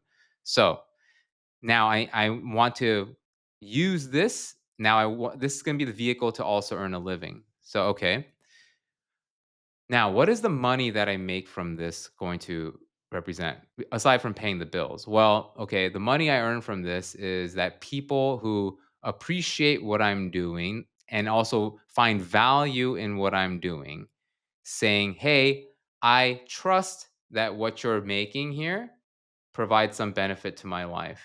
And whether it makes me feel good, makes me, I don't know, whatever your promise is, the problem that you're helping to solve in a sense. So now, you could think about this as, all right, well, I already have this thing that I know that I really want to do. And then you look out and you're like, ooh, outrage content. Yeah, like that's it right there. And you start seeing the dollar signs and stuff. So then you're like, okay, well, what if I just layer that on to what I'm doing? Because I know it works. And you could replace outrage with any other thing that's kind of hot. Put that in there. Okay, first of all, the people that are paying you money for this, whatever you're offering may be that orbits around this kind of material, has those same exact values that you are instilling in your content, right? So you can play out this thought experiment and be like, all right, the money that I'm receiving from these folks is them telling me, hey, I trust that this stuff that got me through the door in the first place, that hey, you're gonna still keep making more of this stuff because this is what I agree with. And B, that you're going to serve that interest that I have, this whatever that I'm angry in or upset in, so that I feel better about my life. Okay. So, if that's the case, do you think that you would still want to make money in that way in perpetuity? Maybe your game plan is, well, I just do this for a bit, make a lot of money, and then I don't have to worry about it, and then I could do what I really want to do. But the thing is, it's really hard to divorce yourself from not only the reputation that you build in a certain place, but also from the habits that you had to instill to get to that spot, the interest that you had to force yourself to be interested in to get there. It doesn't just go away because you have a magical amount of money that you've made. So it matters how you make your money. It matters where it comes from. It matters who gives it to you because there's a flow to it. There's a flow of expectations that come with money. So you really have to think about it as a medium of trade offs that you're kind of making here. So if you, on the flip side, it's like, all right, I know what my values are here, and I want to embody my work with those values, but it's not hot. It's going to take work to kind of build that up. The money may not be as ever flowing, and I'm gonna have to work hard for it. And sometimes I may have to question whether I could keep doing this, right? But what are the kind of people that come through the door? And if there isn't enough level of people that come through the door, wherever you define that to be, where you're like, I can approach my craft with integrity. I love the people that I'm serving, and I want to continue doing this. Then, like, what more can you really ask for? Is what I'm saying. But if you can't do that and it becomes really difficult to sustain that, then it's like, well, I'll approach the question of like, do I get a job to kind of help supplement this? Knowing that that whole rage bait path, it just it's just gonna feel like another job for me anyway to do that. Right. So I feel like all things kind of considered here, it almost makes logical sense for you to just continue leaning into what you're intrinsically interested in and to keep doing that because you are bringing in the exact kind of people that you want to help and that you want to serve and that you want to be around for long periods of time. And I really see this like in my own programs. I'm sure you see this in your own programs, your own community, where it's like, I would love to meet everybody in real life and like hang out together and just to kick it. And I'm sure we would talk for hours, right? Um, and like that's the beautiful thing about this, right? Do you want to trade that away for being around people that you don't think you'll ultimately really like much? And I know this because I dealt with this in music. At a certain point with my music, I looked around. I remember I was just like, if it weren't for music, I would not want to be around these people. The only reason I'm here is because I'm trying to like leverage this or whatever. And and then it hit me like, what am I doing? What am I doing here? It's it's like I left this finance job to do something that I really thought I wanted to do, but I'm back in a space where it just feels like everyone is like my finance colleagues, and if anything, some were even like more ridiculous or more like I didn't want to be around. And so not only did it not make sense from a fiscal perspective, it also just didn't make sense from like a just relational standpoint. And one of the beautiful things, and this is the last thing I'll say here, is that I think one of the beautiful things about writing and this path that I've kind of pursued here is that I really like the people here. It's so cool. Like I just looked up. We've been talking for almost 2 hours now, and like we're gonna talk more. And it's like I like that, and we could keep talking. And like this has been the dynamic consistently with people in this space. Like people I consider peers, people I consider to be like in, I don't know, whatever other echelon of success. And they're also like really cool people. And that's another indication that I'm like, okay, yeah, I'm on the right path here. I'm on the right path. The people are really cool. Not just the people who pay me for what I do, but also the people that I respect and admire as fellow creators and writers and so forth. I fully agree. Like, if you look around and you hate the people you've attracted, that's your fault. Like, that's on you because the ideas you're sharing are attracting that type of person. And yeah, like I've seen that trap of, creators building an audience specifically with the intention to exit. Like it's a startup play of like, oh, I'm going to build some shit I don't care about, attract people I actually don't even like, blow it up big, sell it, cash out, move on. And that, I mean, that is a way, but at what cost? You know, um, I'm a big fan of the concept of shallow ideas don't attract deep thinkers. If I want to attract thoughtful people, then I need to be sharing thoughtful ideas. So when I share ideas and that I have conviction in, and then I look around and I say, okay, who is coming when I share these ideas? Who am I attracting with these ideas? Oh, these are thoughtful people. Awesome. I thought this was a thoughtful idea. It is attracting thoughtful people. Fantastic. And just like you said, like when I see some of the people who have joined my programs, whatever they are, 99 times out of 100, I'm like, this person seems awesome. Even if they hadn't given me money, they seem like somebody I would like to sit around a campfire at night and just hang out with. Right. And I think that's a really effective litmus test is like, do you like the people you're surrounding yourself with? Which Yeah. again seems overly simplified, but it's so true. Like you have to, like, if you're surrounded by people you don't want to be around, why are you doing what you're doing? Yes, and also to have those folks be continuous reminders that you're on the right path. And like I could talk about all this stuff, but I definitely still struggle with this for sure. And like I talk to my wife about this a lot. Like I'm like, I don't know how much longer am I going to do this for? I don't know. Like, can I keep doing this? I don't know. And my wife just tells me, hey, remember like all those people that have taken your program? And in my head I'm like, well, it's not thousands or whatever, but she's like, hey, the fact that these people here have really resonated with what you're doing and that they've also built connections amongst themselves and also with you through what you're doing, and do you enjoy these people's company? I'm like, yeah, I really enjoy them. She's like, do you feel like you've made a positive impact on these people's lives? And I'm like, yeah, I do.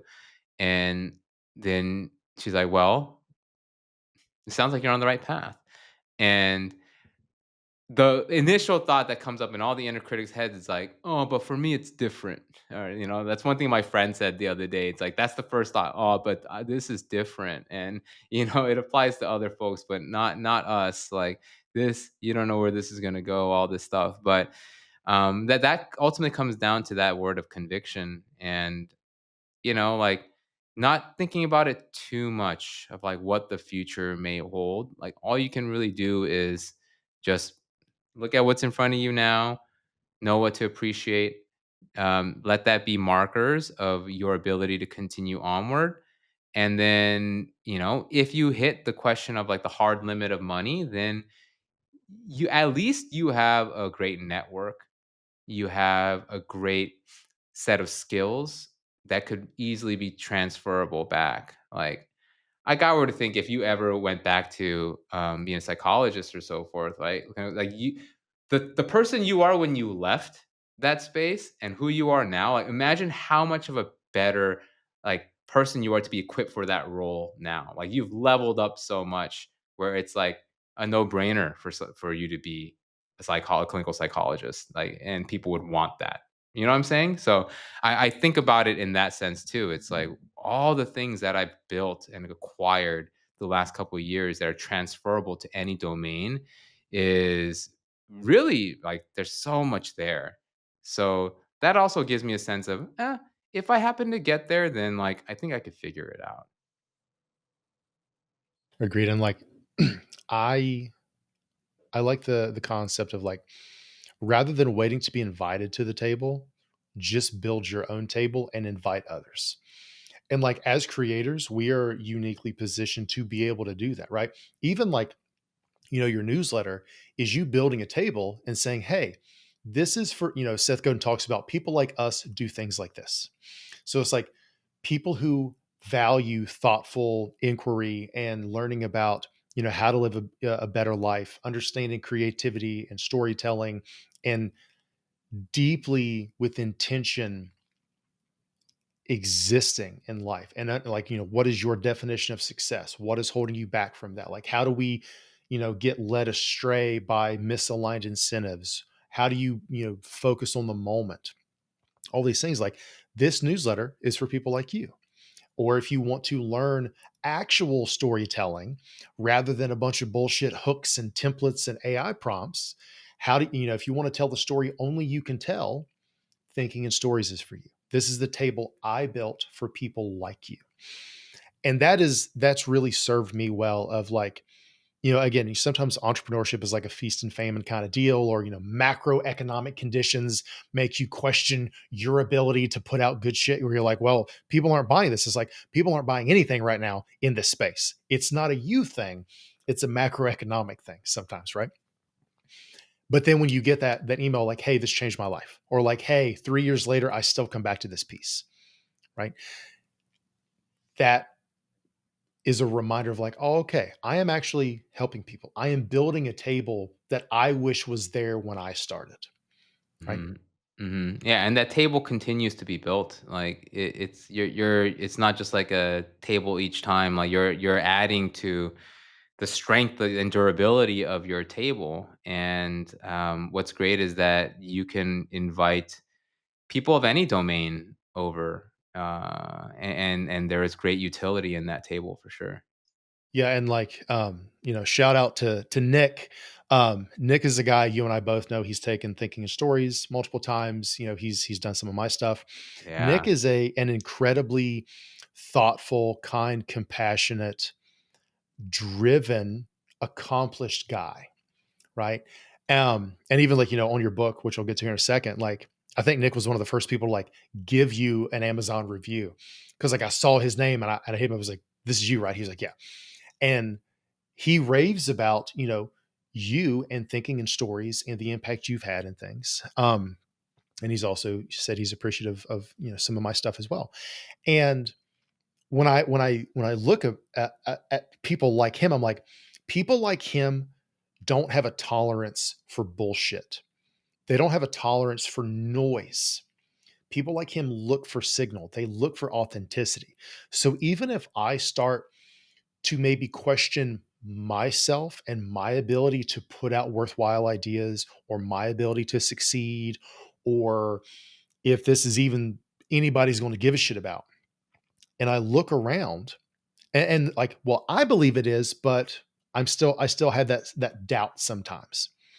And then I look and it's like, well, Nick's here. Nick says it helps him, right? Or like, well, Nick says he likes some of my stuff. He also likes Lawrence's stuff. Well, fuck, okay, like I'm in good company, I guess. And that's the thing, man. Of like, and Nick's the kind of guy like, I don't drink alcohol, but like Nick's the kind of guy like I'd love to hang out at a bar with or around, a campfire or just take a walk, right? And it's like, are you attracting people like Nick? If you are, you're fucking golden because the world needs more people like Nick, right? Yes. And that's my thing, man. Is like we struggle to trust ourselves. We struggle to do the work only we can do, to put ourselves and our ideas out there into the world. Which brings me to your book, The Inner Compass, right? The Inner Compass, cultivating the courage to trust yourself, right? Right here. Tell me about why you decided, one, to write this book, but also why you chose to make it a book rather than a long form article. I wrote this book last year. I think it was around March when I started. I was in a deep period of doubt, very deep period of doubt as to where exactly is this going. So it's kind of fitting that we're having this conversation. And I think it was also last year when I reached out to you and we talked, and I was like, "Oh, I don't know what's going on. I'm trying to figure this out."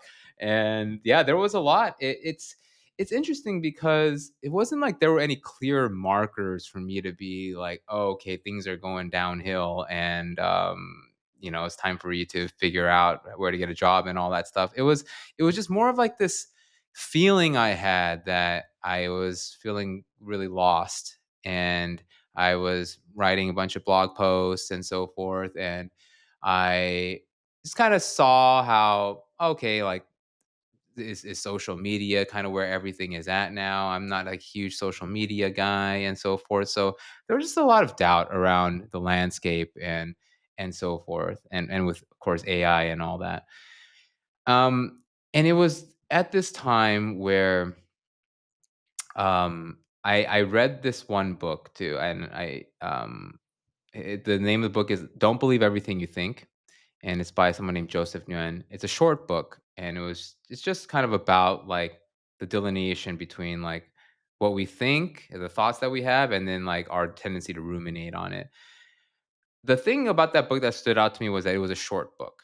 It was a short book, just about 100 pages long, and it was very to the point, kind of economical with its words. And I just kind of thought to myself, hey, this doubt that I'm feeling, okay, where is it coming from, first of all? And the whatever the answer to that may be, because it feels so immediate that I'm exploring it now, what if I make it a short book? And like I'll go into why I thought about the book format to begin with, but I was thinking, all right, what if I just make this really short book?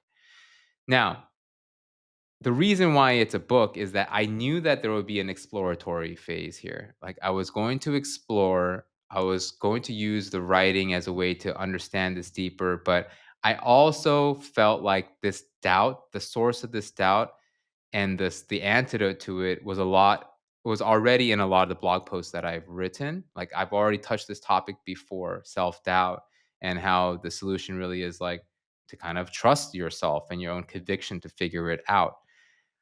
But I was looking for the unifying narrative, the theme to bring it all together, and it felt like the book was my way of signifying my commitment to do that. I think when you write a book, when you set out to write a book, you're committing to figuring out a problem and communicating that problem, and then also delivering whatever the takeaway may be there, but doing it in an articulate way, right? So I just I just knew at that point, all right, I already know what the problem is. It's hard for me to trust myself. And now I'm trying to figure out like or it's hard for me to trust my ability to figure stuff out. Okay, it's where is it coming from? Am I creating this myself? I don't think so. I have a sense that it's coming from the fact that everywhere around me seems like it's telling me I need to go somewhere. I need to do something. This is the right way to do something. And that's making me feel lost. It's this what I refer to as conditioning that's been layered upon me, which is making me doubt myself. And when I had that thought, I realized that almost all fears that we have come down to some narrative that we told about ourselves. And this narrative is not just from yourself that emerges out. It's something that was communicated to you and that you started to believe in. And it changed the way that you shaped your outlook or the way you view yourself. I was like, okay, I think there's something there. And then I got straight to writing it. No outline. There was no proposal, anything like that. I knew I was going to self-publish this the moment I put down the first word. And I did it in about 3 months. I wrote the manuscript in about 3 months, which is pretty short, and I guess it makes sense because it's a short book, but I knew that I wanted to make it time bound. I didn't wanna have this drag on. I actually canceled a Thinking in Stories cohort, so I was like, "Hey, this is actually going to be a business decision as well to let go of a strong source of revenue for me to do this very uncertain thing." But it kinda made sense for me to do it, and I felt like it was the right time to do it. And the last thing I'll say here is that if you're thinking about writing a book or if you're thinking about committing yourself to some sort of project like this, sometimes we get too caught up in like, what do I think I need to write about or what do I have expertise in and what do I feel like I already know and that's going to be the subject of the book. But what's more important, actually, I think, is what you feel inspired to do at this current moment. What is the problem that you're grappling with at the current moment? Things that seem to really kind of tug on you a lot that you're struggling with, because that tends to be the area where there's a book and because you really care about that problem at that specific time. And I think if you feel that, you don't have to worry too much about, well, who's going to publish this or whatever. I would just say get straight to writing the manuscript and you could self publish and you could figure it out. But yeah, that's kind of the genesis of why I started to write this book in the first place. Who is this book for? Well, I write in the introduction that, I wrote it because I think an earlier version of myself would have benefited from its existence. And I think the second thing that I put is kind of like your present self can avoid the pain that my prior self once experienced. And I think that pain is ultimately people that feel like they intuitively know where life wants to take them, but they're not doing it because they're scared. And that fear, the crux of that fear comes down to external narratives, to external pressures. So it's for people that want to navigate the external world without discounting their inner values. I think that's who it's for. And I think when you were on Paul Millard's podcast, you mentioned sort of the tagline of the book you have in your head is you can read it in a weekend, but revisit it for a lifetime. Yes. And I think, and you've shared that you've had at least one reader who's told you they've read it 5 times already. Yeah. I've had multiple people tell me that they've read it multiple times. In fact, like I'm very surprised to hear that already. The book hasn't even been up for a month yet, and I didn't do a pre-order campaign or anything. I launched it on the day of, and yeah, I guess I knew what I was doing in that sense. I knew that I wanted this to be something you could read in one sitting. It's only 100 pages long. There's 14 chapters, so the chapters are short. And it's a small book. Like it's like a 5.5 by 8.5 inch trim size. So it's small. And yeah, right there. Yep. Just about the size of your head. And I got a big ass head though, so that's yeah, not a great comparison. But yeah. yes, it's Oh, yeah. okay, it's smaller than your head. Alright, it's smaller than your head for sure. Yeah. So, like, I wanted definitely for it to have that feel of, "Oh, I could finish it," and at the same time, once I finish it, it's like, "Oh, dang, I feel like I might have missed something," and I wanna kinda go back and read it, and I think, like, certain chapters will resonate at certain moments in people's lives. Um It's interesting, like, I asked Paul, "Who would you say this book is for?" I've asked many people that, and Paul was saying, like, "I think this book is for creators that are just getting started on their path. I think it's a good book for them." I was like, "Oh, interesting." The creativity part really resonated with you, my thoughts on that. Whereas other people really like the chapters on status and relationships and so forth.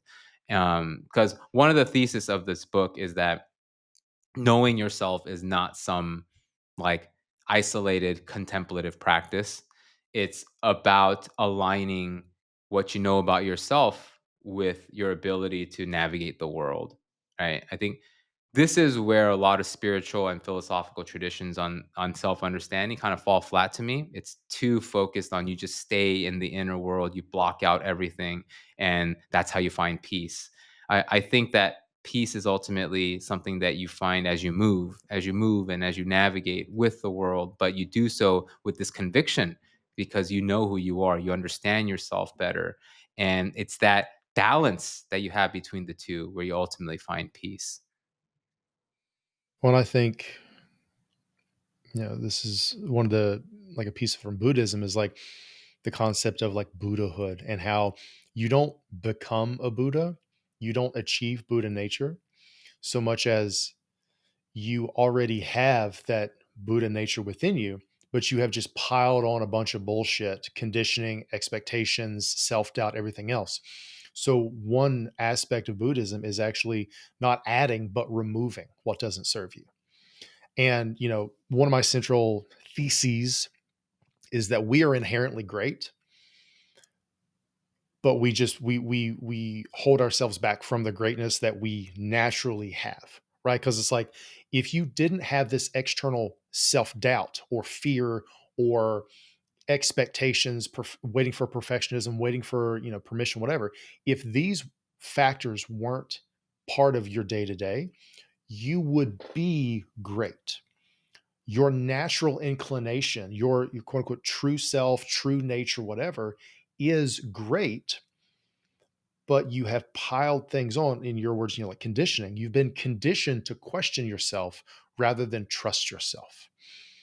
And so much of philosophy comes down to trusting yourself. So much of like my own like coaching practice comes down to helping people learn to trust themselves. And it's like I'm not necessarily giving you like new insights or like new ways of going about things so much as helping you remind yourself of your values, helping you get comfortable with who you actually are, internally sort of deal. That is sort of how I see this book really fitting in is like if you feel like you are meant for more or you're daydreaming about a better life, whether that is creatively, financially, relationally, whatever, a big piece that is holding you back is around doubt. And because you doubt yourself, you look for external metrics to give you guidance. You're looking for status is self-worth. It's like you don't trust yourself and your own intrinsic worth. So you chase status as a surrogate for that, right?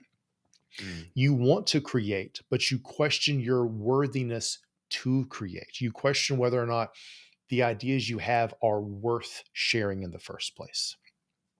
So much of this fundamentally comes down to trusting yourself, even conviction. Conviction is trusting yourself in what you believe is worth doing. That is what conviction is. Is this worthwhile? Do I believe in this? That's where I see this book fitting in, which is why, like, I think this book should be on like the coffee table or the bedside table in every fucking household because it's one of those types of books. It's like everybody struggles with self-doubt. Everybody struggles to trust themselves to some degree. Everyone is wanting to be a little bit more courageous to do the thing they deeply want to do, but feel something is holding them back from doing it. That's where this book really fits in my opinion. That's so well articulated, man. Like and I think you made that connection there, which was intriguing to hear about. You don't trust yourself, so then you look towards external things to help you do that. And Yeah, it's funny, like, even my own behaviors, when I find myself getting too caught up in the metrics, because I have those moments where I'm just, like, checking subscriber counts or views and stuff like that, like, Or unsubscribes. or unsubscribes, which happen within 1 second of any email blast, um, almost like half a second or even before I send it. Like, I'm like, how did they get to that button that fast?" They know it's coming, yeah. Yeah, dude, like, just the ability to get there has to take more than, 5 seconds. So, these things, like, when I'm so encumbered in it, I realize that that's when I'm actually at the highest periods of my doubt. Like, when I spend multiple consecutive days or even hours within a day just checking, it's, like, actually when I feel the most insecure about what I'm doing. That's how it comes out in my behavior. And yeah, and when I am feeling like high conviction or whatever, like I remember when I was writing this book, I was so focused on just doing this that the question of like, "Oh, I'm not doing a thinking in stories core," like that was hard to make in the beginning. And then once I did that, I was like, "Oh, okay, I'm just not doing it." And I'll let the money go for a bit. And then yeah, just like checking, there was no stats to really check or something because I wasn't publishing many blog posts or whatever. And it was this element of just I trust what I'm doing. I trust what I'm doing. I trust that I could make something cool. And I'll iterate on that.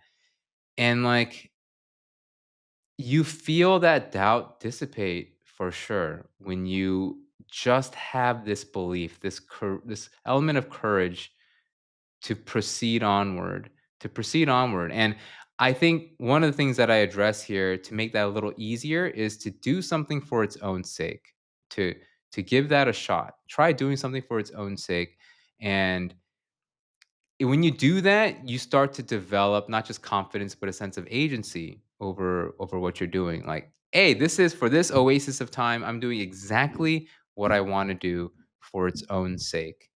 All right. This is why this is not a book on how to build a creator business or anything like that. Like, if that's what you want, I don't know. Maybe this book could also help with that in the sense of you having conviction over your idea or so forth. But it really does have a sense of you are having a hard time doing what you really want to do because of the fear that uncertainty will provide because we've been conditioned to fear uncertainty at all costs. Don't do the thing that doesn't have a clear outcome. That's society's narrative. And this is my like small way of putting something out to push back against that. And last question. You talked about, personal narratives and things, and kind of, being in the throes of self-doubt. How did you change your own, or more so, how does your personal narrative evolve through the process of writing this book? Yeah. Um I'm so glad I did this. I'm so glad I did this.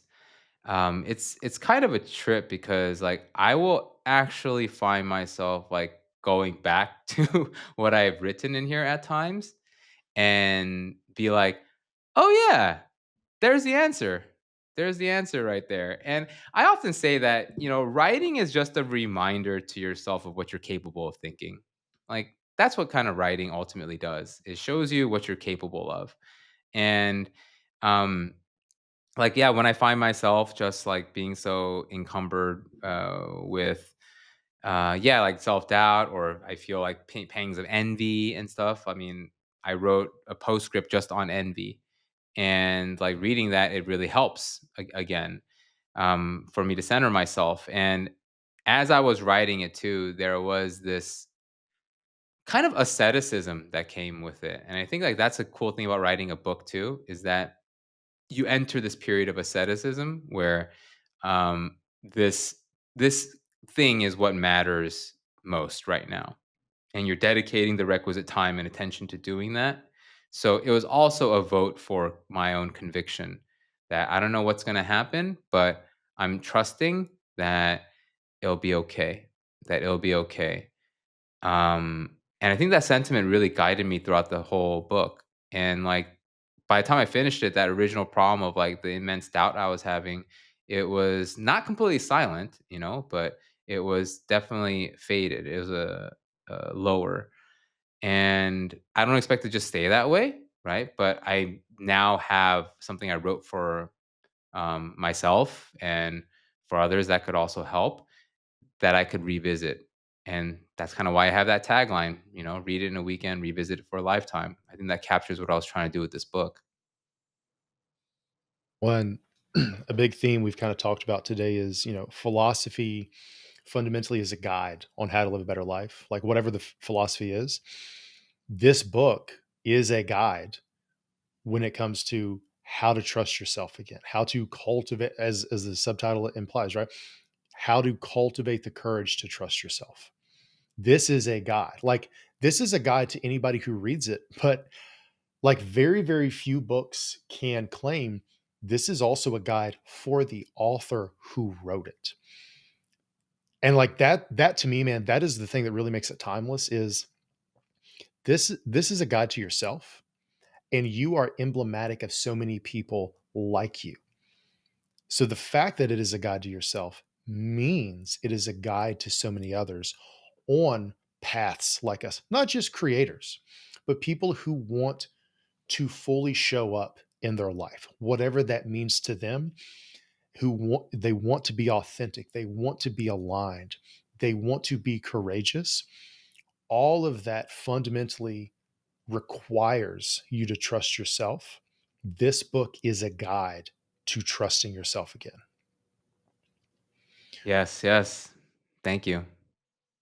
Dude, this was fucking great. I love that we could sit down this long and have a conversation that other people can like actually benefit from. Where can people go to learn more about you and your work? So the place where I dwell online is moretothat.com. That is my abode that I've set up there. There is a landing page for the site for the book. It's compass.moretothat.com, where you can read a little bit more about what this book is about. And yeah, I think those are the two main places. And there's a link there that will take you to the requisite Amazon page where you can order the book and so forth. But yeah, man, dude, I love the fact that we could just chat here for this long period of time and have it just fly by. And yeah, man, it always feels like a nice dose of clarity to chat. So thanks for inviting me on, man. I really appreciate it. Also, one more thing before you go. If you enjoyed this episode, there are two things you can do to share the wealth. One, send this episode to someone who needs to hear this message and tell them why it was so impactful for you. Two, take like literally 3 seconds to either like or leave a hopefully 5-star review, but be honest because there's a lot of fluff and bullshit out there, and people are looking for content that's actually valuable. So a little social proof from people like you giving the show a good review goes a long way. Thanks for listening/watching. And until next time, take it easy.